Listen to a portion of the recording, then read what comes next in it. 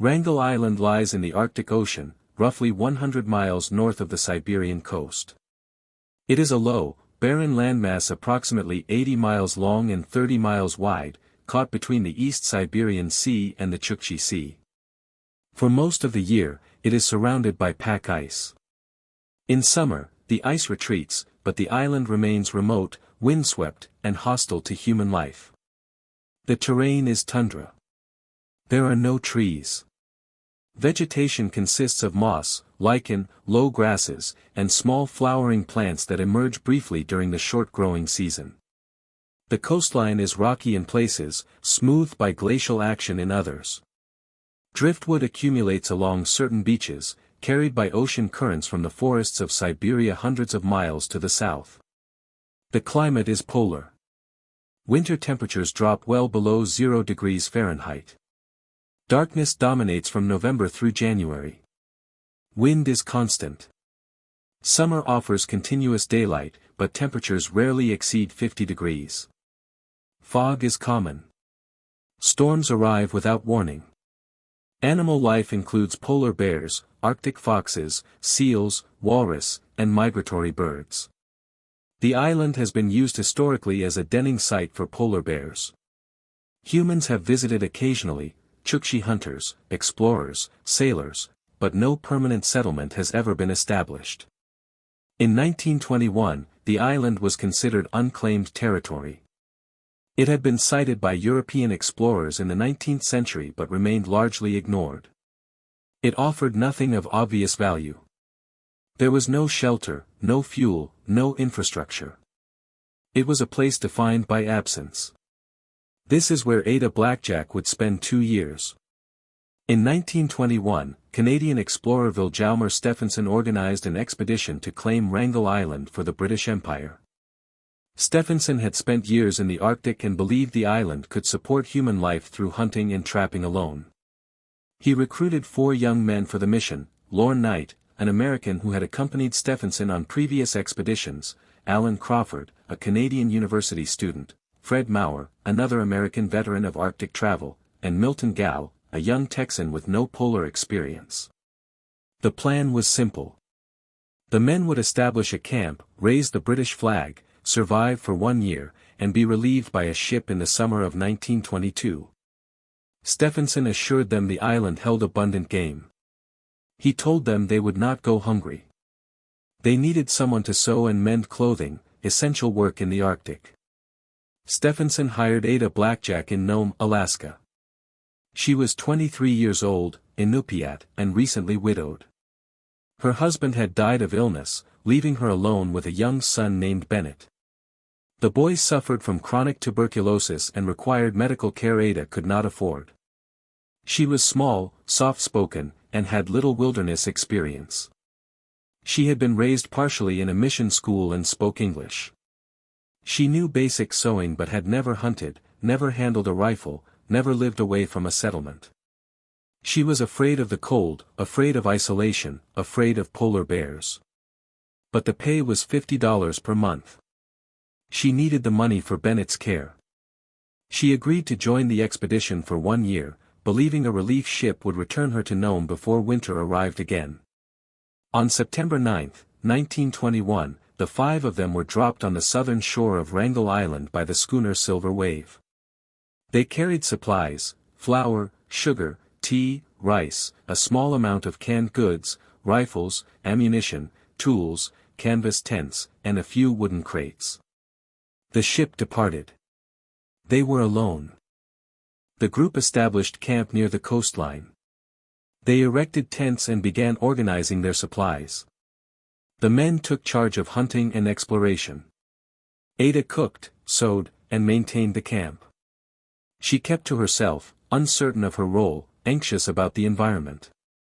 In the beginning, game was available. The men shot seals along the coast and occasional seabirds. They found driftwood for fuel. The rhythms of camp life settled into routine. Ada repaired clothing and sleeping bags. The men took turns hunting. They recorded weather observations and kept a log of their activities. The relief ship was expected in summer 1922. Until then, they would endure one Arctic winter. The men believed this was achievable. Stephenson had assured them the island would provide. As autumn progressed, daylight shrank. Temperatures dropped. Ice formed along the shore, thickening each week. By November, the sun disappeared entirely. Darkness became permanent. They burned driftwood and seal oil for light and heat. The cold was constant, numbing, invasive. Game became scarce. Seals moved offshore with the advancing ice.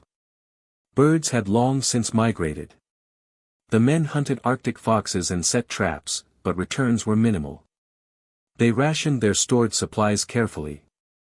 Meals grew smaller. Ada remained in camp most days. She feared the polar bears that occasionally wandered near. She had never learned to shoot and avoided the rifle. The men did not press her. Her work was domestic, and she performed it quietly. Winter deepened. The group celebrated Christmas with a modest meal and forced cheer. They spoke of the relief ship, of going home, of what they would do when they returned. Crawford was the youngest and most optimistic. Gal wrote letters he intended to send. Knight, the most experienced, said little. By early 1922, it was clear the food would not last. Hunting had produced almost nothing for weeks. The men extended their trap lines and ventured farther from camp, but the island offered little. They began discussing contingencies. In summer, the ice broke apart enough for the ocean to be visible. They watched the horizon daily. No ship appeared. Weeks passed. The realization settled over them slowly, without drama. No one was coming. They would face a second winter. By late 1922, the situation had deteriorated. Supplies were nearly exhausted. The flour was gone. The sugar was gone. Tea remained, but little else. Hunting had failed to compensate. The men were losing weight. Fatigue set in earlier each day. Small tasks required greater effort. Lorne Knight began showing symptoms of scurvy. His gums bled. His joints ached. He moved slowly and complained of weakness. The others showed signs as well, though less severe. There was no fresh fruit, no vegetables, no vitamin C. Seal meat provided some nutrition, but they had not caught a seal in weeks. In early January 1923, the four men held a meeting. They decided that 3 of them would leave the island and travel south across the ice to Siberia. The journey was approximately 100 miles over unstable sea ice. It was dangerous, but staying meant certain starvation. If they reached the Siberian coast, they could find a settlement and arrange rescue for those left behind. Knight was too ill to travel. He could barely walk. Someone needed to stay with him. The men turned to Ada. She protested. She did not know how to hunt. She did not know how to survive alone. She was terrified of polar bears and had never fired the rifle. The men had no alternative. Crawford, Maurer, and Gow would make the crossing.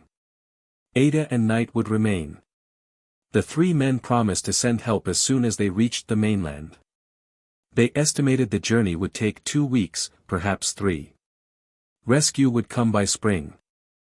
On January 7, 1923, the 3 men departed. They took minimal supplies, a sled, and the strongest dogs. They headed south across the frozen sea. Ada and Knight watched them disappear into the white expanse. The island became silent. Knight lay in the tent, unable to rise without assistance. Ada had no idea how to care for him. She had no idea how to feed herself. She had spent 16 months on Wrangel Island without learning the skills necessary to survive it. She was alone with a dying man in the Arctic winter. Knight's condition worsened steadily. He could not stand. His legs were swollen and discolored. His teeth loosened. He spent most of each day lying in the tent, conserving what little strength remained. Ada brought him tea and small portions of whatever food she could find. There was almost nothing left. She had no choice but to learn. The rifle terrified her, but starvation terrified her more. She took the weapon outside and practiced loading it. Her hands shook. The cold made her fingers stiff. She aimed at driftwood, at rocks, at nothing. She pulled the trigger. The recoil startled her every time. She set traps the way she had seen the men do. She checked them daily. Most were empty. Occasionally she caught a fox. She skinned it clumsily, wasting meat, unsure of the proper method. She cooked what she could over a small fire of driftwood and seal blubber. Polar bears came near the camp. She saw their tracks in the snow. She heard them at night, moving outside the tent. Her fear was overwhelming. She sat awake with the rifle across her lap, praying they would leave. Sometimes they did. Sometimes they circled the camp for hours. Night grew weaker. He could no longer eat solid food. Ada melted snow for water and made weak broths from fox bones. He drank a little, then less. He stopped speaking much. His eyes were distant. She read to him from the Bible. It was one of the few books in camp. She read aloud to fill the silence, to give herself something to do, to remind herself that words still existed. Night did not respond, but she continued. In April, seals began appearing near the shore as the ice shifted. Ada watched them from a distance, uncertain how to approach. She had seen the men hunt seals but had never done it herself. She took the rifle and crawled across the ice. The seal saw her and slid into the water. She tried again the next day, and the next. Each time, the animal escaped. Finally, she succeeded. The shot was clumsy, but the seal died. She dragged it back to camp, exhausted. She butchered it badly, cutting herself, wasting blubber, but she saved the meat. For the first time in weeks, there was food. Night ate a few bites. It was not enough. Scurvy had progressed too far. On June 23, 1923, Lorne Knight died. Ada was beside him in the tent. He stopped breathing quietly, without struggle. She sat with the body for some time, unsure what to do. She dragged him outside. She could not bury him, the ground was frozen. She covered him with a tarp and stones and moved her belongings to a different tent. She was now entirely alone. Ada moved through the days without structure. There was no one to speak to, no schedule to follow, no task assigned by others. She existed in a state of cautious routine, dictated entirely by survival. She woke when light came. She checked the traps. She gathered driftwood when the supply ran low. She mended her clothing when it tore. She melted ice for drinking water. She shot at seals when they appeared near the ice edge. She missed often. When she succeeded, she fed herself for days. The polar bears remained a constant presence. She saw them frequently now. They approached the camp, drawn by the scent of stored meat or simply curious. She built platforms from driftwood and crates, raising her food and supplies off the ground. She slept on a platform as well, believing it offered some protection. One bear came within feet of her tent. She fired the rifle into the air. The noise startled it, and it moved away. She did this whenever they came too close. She never aimed at them directly. She was too afraid of wounding one and making it aggressive. She kept Knight's diary and began writing in it herself. The entries were brief, factual. Shot seal. Weather clear. Checked traps. Fox. Bear near camp. She recorded the passage of time because without it, the days blurred together. Summer brought continuous daylight. The sun circled the horizon without setting. Sleep became irregular. She rested when exhausted, woke when restless. The light was disorienting. There was no night to mark the end of a day. Birds returned to the island. She shot a few and ate them. The meat was lean and gamey, but it was protein. She found bird eggs along the cliffs and collected them carefully. She rationed them, eating one every few days.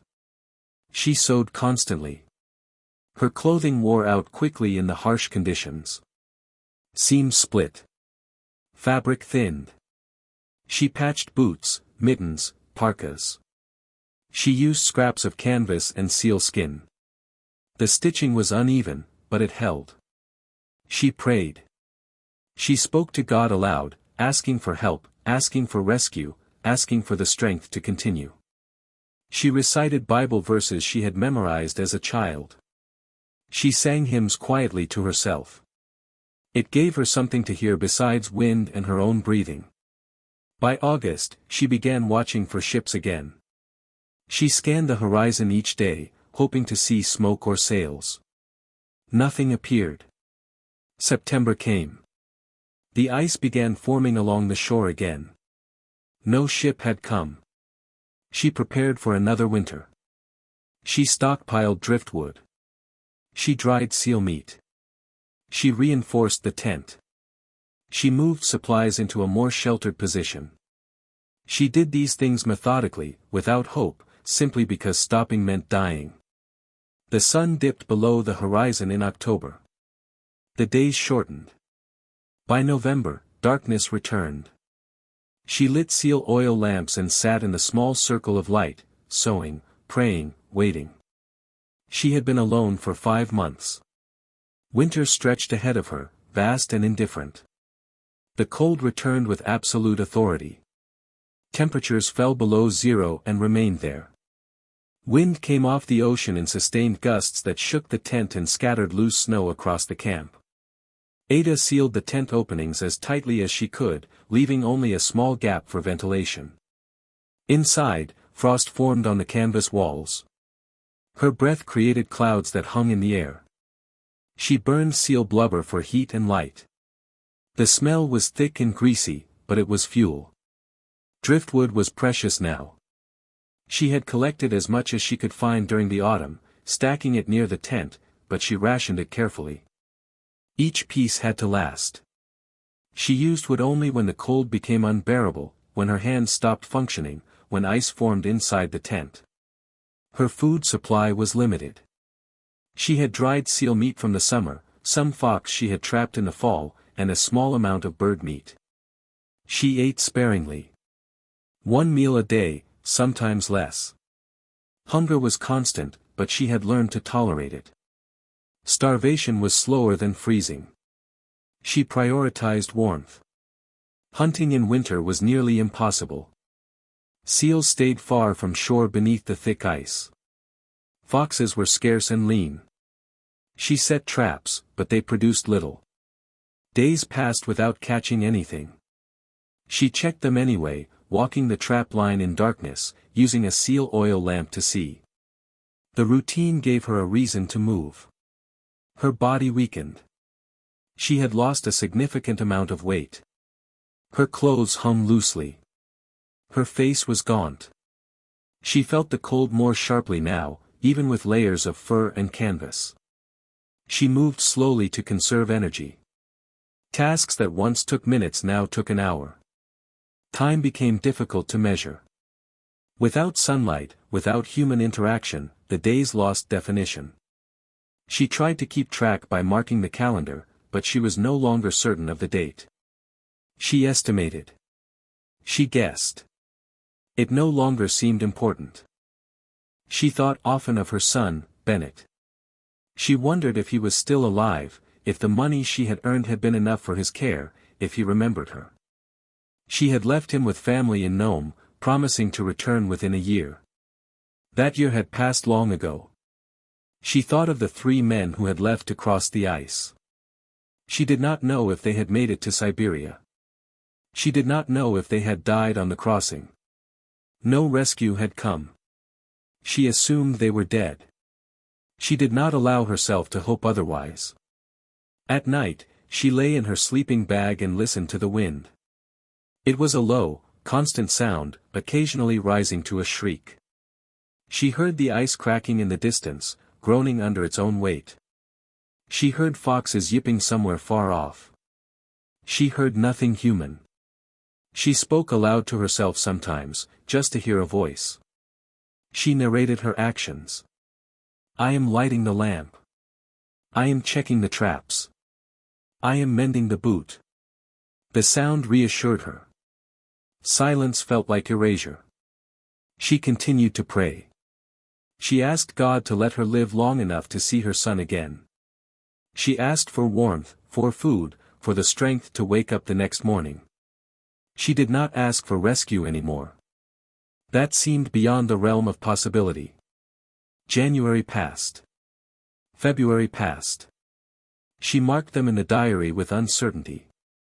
The darkness persisted. The cold persisted. She persisted. By early spring, Ada's physical condition had declined severely. She was malnourished and exhausted. Her movements were slow and uncoordinated. She struggled to perform basic tasks. Lifting the rifle required effort. Walking to the trap line left her breathless. She rested frequently, sitting in the snow, waiting for strength to return. Her gums bled. Her joints ached. She recognized the symptoms. Scurvy was developing, the same illness that had killed Knight. She had no remedy. Fresh meat helped, but she had not caught a seal in weeks. The stored meat was nearly gone. In March, a polar bear entered the camp while she slept. She woke to the sound of it tearing through supplies. She grabbed the rifle and fired into the air. The bear stopped, looked toward the tent, then resumed feeding. She fired again. This time it moved away, slowly, without fear. She lost food that night. The bear had destroyed a portion of her remaining stores. She salvaged what she could, but the loss was significant. She calculated how long the rest would last. Not long enough. Her fear of the bears had diminished, not because she was braver, but because she was too tired to sustain it. Fear required energy. She had none to spare. When bears came near, she fired the rifle. If they left, she continued working. If they stayed, she waited. She began to consider the possibility that she would not survive. The thought arrived without emotion, a simple observation. She had been on the island for nearly 2 years. No rescue had come. She was starving, sick, alone. There was no logical reason to believe the situation would improve. She stopped maintaining the diary. The entries had become repetitive and meaningless. She no longer cared about the date or the weather. She stopped checking some of the traps. The walk was too far, the return too meager. She spent hours lying in the tent, staring at the canvas ceiling. She thought about simply staying there, not getting up, letting the cold take her while she slept. It would be quiet. It would be easier than continuing. But she did get up. Each morning, she forced herself to move. She did not know why. Perhaps it was habit. Perhaps it was stubbornness. Perhaps it was the faint, irrational belief that her son was still alive and waiting for her. She prayed less frequently now. The words felt hollow. She was not angry at God, but she no longer expected intervention. She existed in a space beyond hope or despair, moving through the days because stopping required a decision she was not ready to make. In late spring, seals returned to the coastline. She shot one, purely by luck. The effort of dragging it back to camp nearly destroyed her. She collapsed beside it and lay in the snow for a long time before beginning to butcher it. The meat revived her slightly. Her strength improved enough to resume basic functions. She ate slowly, trying to make it last. She knew it was temporary. She knew the cycle would repeat. Starvation, a kill, brief recovery, then starvation again. Summer arrived. The ice melted. The ocean opened. She watched for ships, but with no conviction. She had watched before. Nothing had come. She moved through July in a daze. She hunted when able. She ate when there was food. She slept when exhaustion overtook her.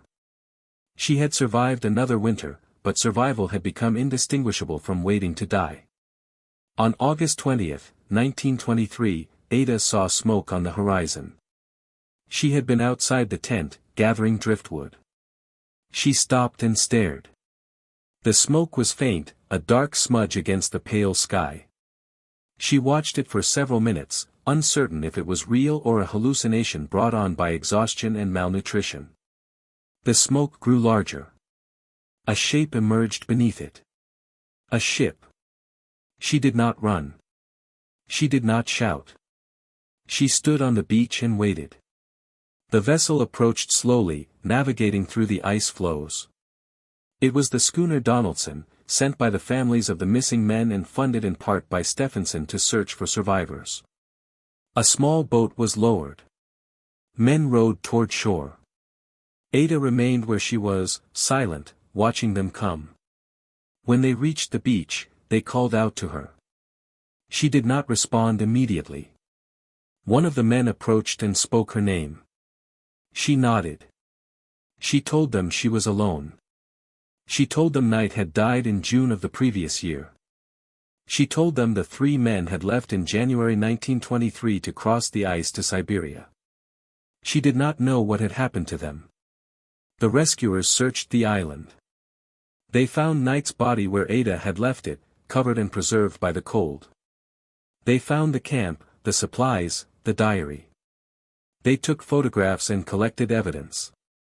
Ada was brought aboard the Donaldson. She weighed less than 90 pounds.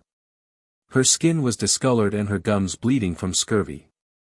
Her clothing was patched and filthy. Her hair had not been cut in 2 years. She moved slowly and spoke little.